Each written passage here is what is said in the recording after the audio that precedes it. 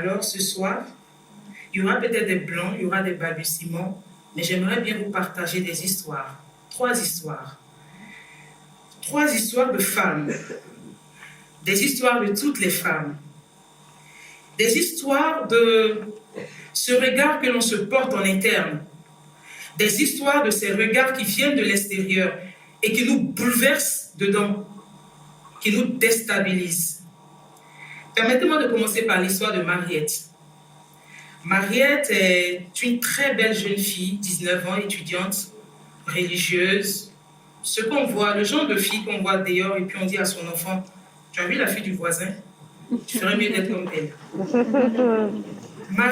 À Mariette, on a appris que la femme, c'est école, mariage, enfant. Suivez bien, école, mariage, enfant. Et enfant de même tête, s'il vous plaît. Il ne faut pas aller dans tous les sens. Et Mariette, croyant à l'amour, et Mariette rencontra l'amour, une très belle jeune, son beau-frère charmant, pardon, avec qui elle se maria à 21 ans, beau mariage, un enfant, une belle jeune petite fille, pardon, je vous ai dit qu'il y aura beaucoup de balbutiements, une petite fille. Et Mariette allait quand même à l'école avec un gros ventre. Ça ne choquait personne parce que Mariette était épouse d'eux. Quand on est épouse d'eux, on ne choque personne. Peu importe les conditions, tout passe. On vous tolère tout. Mais un jour, Mariette dégringola de ce piédestal, là où elle s'admirait elle-même, là où tout le monde l'admirait, pour atteindre un niveau, ce niveau qu'on vous stigmatise, où on vous traite de fille-mère, sans comprendre. Personne n'a compris que Mariette venait de perdre son mari et qu'à 22 ans, elle se retrouvait seule, avec un bébé. Partout où elle passait, c'était la petite fille, la jeune fille, qui au lieu d'aller à l'école et aller faire un enfant, et qui trimballe son enfant partout. Mariette entendait dire, mais qui va prendre ce bonbon déjà sucé là? Personne. Personne ne prend un pecto qu'on a déjà utilisé. Et puis qui va s'occuper de toi, ton enfant? J'espère qu'il y a un père, fille-mère. Dans la panique, étant donné que ce n'est pas la vie de Mariette, Mariette alla se mettre à l'abri de tous les regards en se mariant. Au premier qui lui dit, écoute Mariette, je peux te redonner l'honneur. Je peux t'apporter en fait tout ce que tu veux. Moi, je m'en fous que tu aies déjà un enfant. Et Mariette se retrouva dans un foyer où elle était battue, humiliée. Son mari la trompait avec tout ce qui bougeait et ressemblait à une femme. Mais Mariette resta. Mariette avait peur de ce qu'on dirait d'elle si elle sortait. Mariette resta. Elle souffrait, mais elle resta parce que le regard que les autres lui portaient depuis l'extérieur avait fini par la déstabiliser elle-même. Mariette a perdu confiance en elle. Certains diront qu'elle est naïve, c'est une trop petite fille pour comprendre que on peut prendre d'autres décisions que le choix qu'elle venait de faire. Et moi, je vous dis que je vais vous parler de la deuxième personne, Léa. Aux antipodes de Mariette, mûre, 38 ans. Léa était bardée de diplômes. C'est le genre de femme, quand elle s'arrête devant vous et qu'elle vous cite son parcours, non mais franchement, chapeau. Mais on n'admirait pas Léa. Pourquoi? Parce que l'annulaire de Léa ne brillait pas. La niaï, 38 ans, tu n'as pas encore un enfant, tu n'es pas marié. Léa n'arrivait pas à stabiliser l'honneur qu'on lui devait. La pression de l'extérieur, le regard des autres, le jugement familial, tout le monde, à l'église, les prophéties étaient pour Léa. Tout ceci déclencha l'horloge biologique.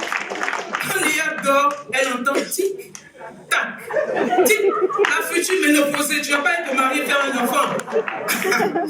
Et Léa, face à tout cela, Léa se maria en fait. Alléluia!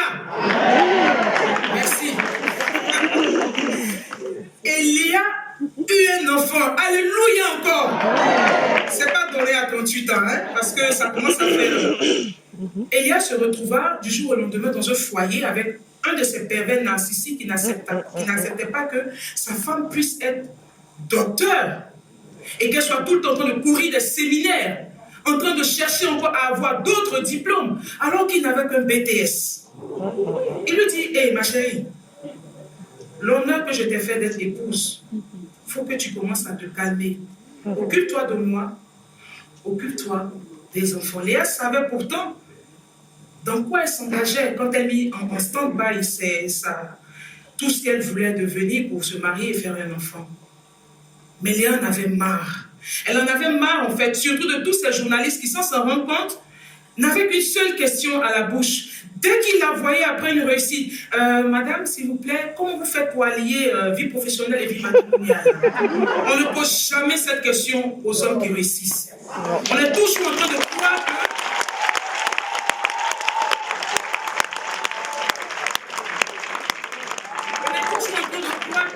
quand une femme réussit trop, il y a forcément un homme quelque part qui souffre, il y a forcément un enfant quelque part qui est délaissé.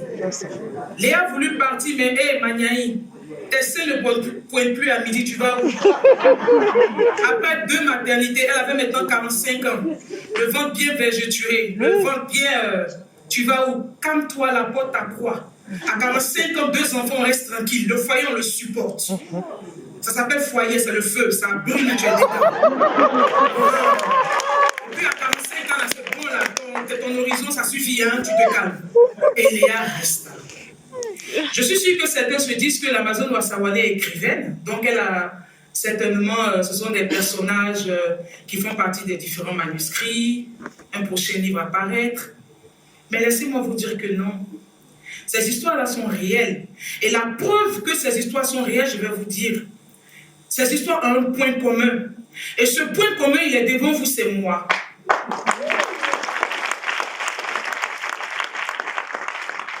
À l'état civil, je suis Dagol Marie-Laure Désirée.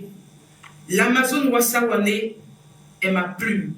Et c'est maintenant que je vous dis bonsoir. Et je vais enlever mes chaussures parce que c'est maintenant que je vais parler.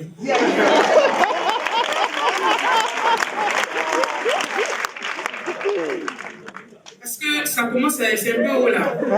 Il y a quelque chose que je dois dire ce soir et pour lequel j'ai attendu ce moment. J'ai été humiliée, violée, battue, mais je suis restée parce que je ne voulais pas qu'on me traite autrement dehors.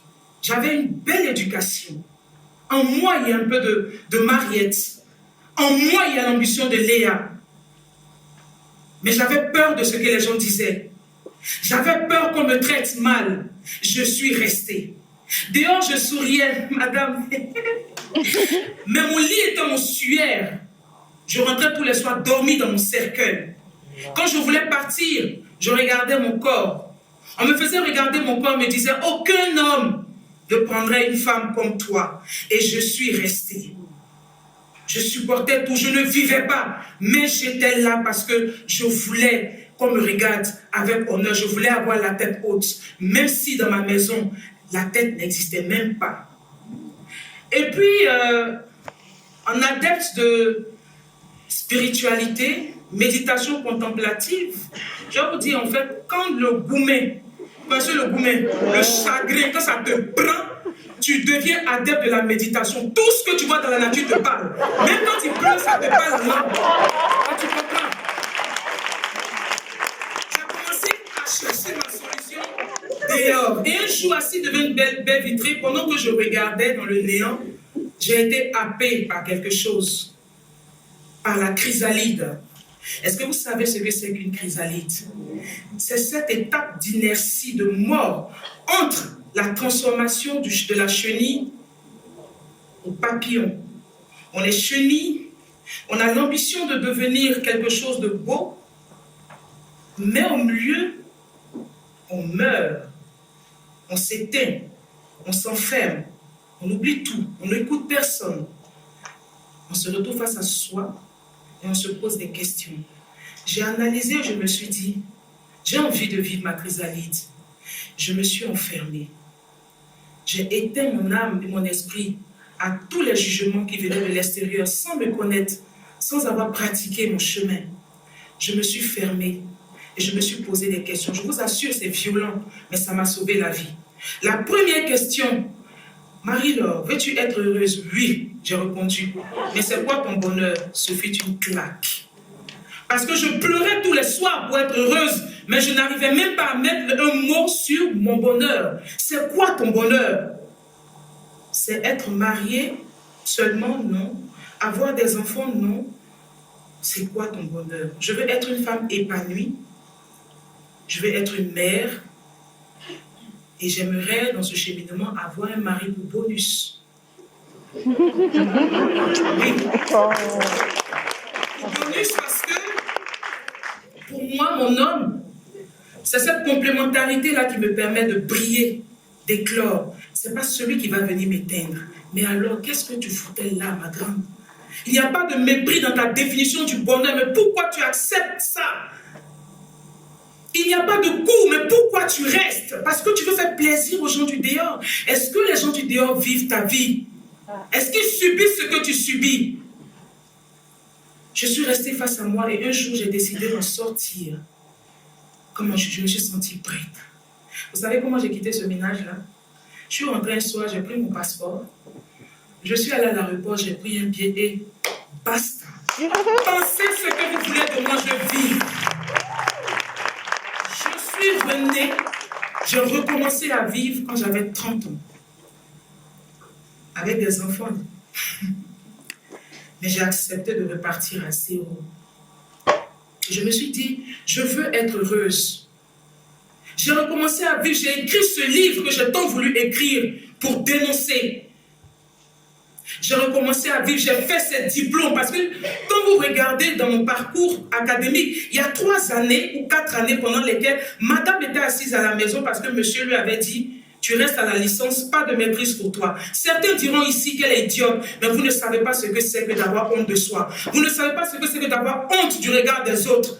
Vous ne savez pas ce que c'est que de se retrouver sous l'emprise d'un pervers narcissique qui veut vous conditionner, qui vous conditionne même.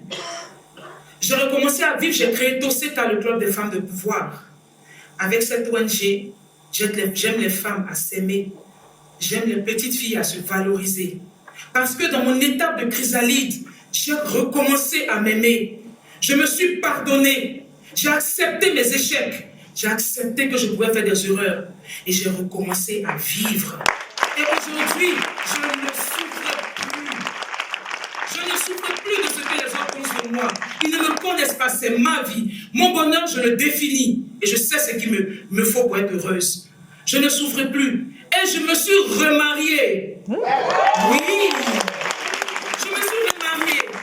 Et je vois ces regards qu'on porte à mon homme. On le regarde comme ce mec. Attends, celui-là, il se trimballe comme ça avec les enfants de sa femme. Lui, il est fier, ma fille, mon fils. Ce monsieur-là, mais franchement, mais je ne souffre plus. À l'école de mon fils, souvent, on laisse le patronyme de mon mari et souvent on l'appelle du patronyme du premier enfant. Après, on l'appelle du patronyme du deuxième enfant. Ça me fout la honte. Mais c'est fini, je ne souffre plus parce que vous ne savez pas ma vie. Vous ne savez pas ma vie. Et c'est comme ça qu'on ne sait pas la vie des gens qu'on critique. On sort, on sourit alors que dedans on meurt. C'est quoi votre bonheur? Et attention, je défends peut-être les femmes, mais je m'adresse aussi aux hommes. Le gars, il sort dehors, là, il est comme ça, mais on le frappe à la maison. Il ne peut pas parler parce qu'un homme, ça ne se plaint pas. Il sort, il est fier, mais à la maison, il souffre. Ce n'est pas forcément de la violence physique. C'est beaucoup plus rare que dans le cas des femmes. Mais il y a des hommes qui ne sont pas heureux, mais qui sont là. Il faut apprendre à définir son bonheur. J'ai survécu. Oui, j'ai survécu. Parce qu'à un moment de ma vie, j'ai accepté de mourir.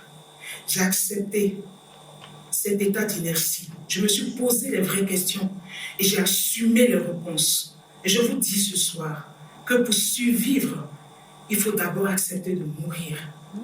Je vous remercie.